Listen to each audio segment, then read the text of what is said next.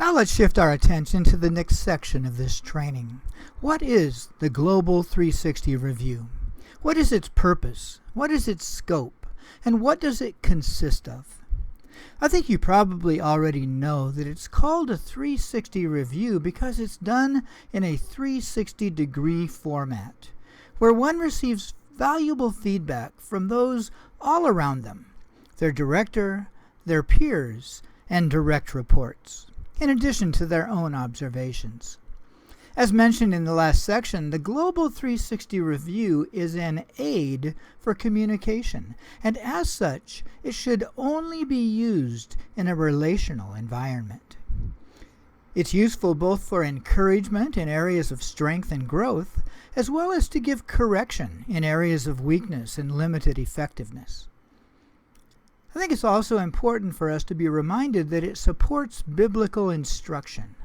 Like Paul's instruction to the church in Ephesus in Ephesians 4:29, "Let no corrupting talk come out of your mouths, but only such as is good for building up, as fits the occasion, that it may give grace to those who hear." And his teaching to the Thessalonians in 1 Thessalonians 5:14, "And we urge you, brothers, admonish the idle, encourage the faint-hearted, help the weak, be patient with them all," as well as the many teachings in Proverbs about the wisdom that comes from listening to advice, instruction, and life-giving reproof. The primary goal of the Global 360 Review is to help the person plan for personal development, and the purpose is to provide developmental feedback. It's not for administrative purposes. You need to know that it is not developed for, nor has it been validated for administrative purposes like staff selection, placement, promotion decisions, or to be included in a performance review. It's also true that reviewers can be less honest if they believe it will affect the person's career. Now I want to point out that the scope of the Global 360 Review is intentionally limited. It's limited to what we see from the outside, what the person displays of his or her life and heart to others through their words or behaviors. It's a snapshot of what's been observed in a designated period of time. Now, of course, what others observe is not everything that's true about us. For example, people cannot see our thoughts, our motivations, or our good intentions. Their observations are surely limited, but they are still valid. Before moving on to the next point of limitation, we should first describe the two review types that are currently available on the Global 360 Review site. Eventually, we plan to have 4 review types available. The first is the 360 Lite, which is a simple 5-question assessment that anyone can use to gather general feedback on strengths, weaknesses, and areas of growth. And the Leadership 360, which is a robust assessment for organizational leaders to gather feedback on their demonstration of leadership qualities based on the leadership framework. For the Leadership 360, which will be our focus in this training, the scope is limited to leadership development areas based on our leadership framework. It's not geared toward management or specific job performance or even ministry skills.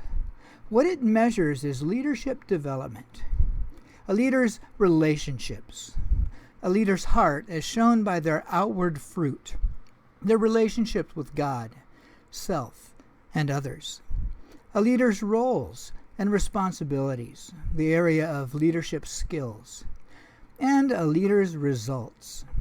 It also measures the application of our organization's desired culture.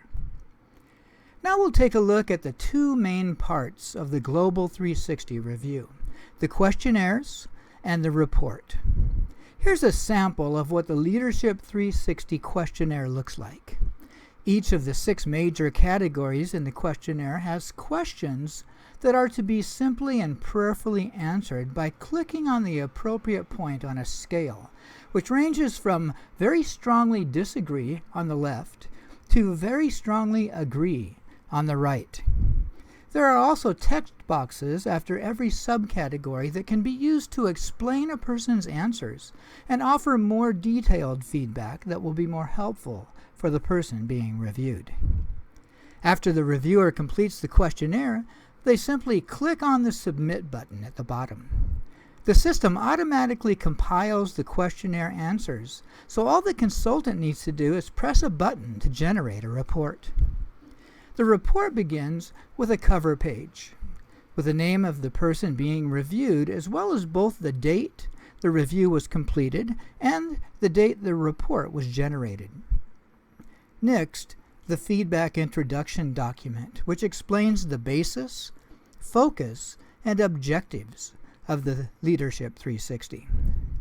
After this, there are 3 pages of comparison charts, comparing the scores between self and all others, self and director, and others, director, peers, and direct reports. The bars in the charts are an average of the answers for the questions in each subcategory. Beginning with page 5, the focus is on the written comments for each subcategory. Here we also have a comparative bar graph for the average scores for each major category and a list of each individual question in each subcategory with comparative scores. But please remember, the focus here is on the written comments, not the numbers.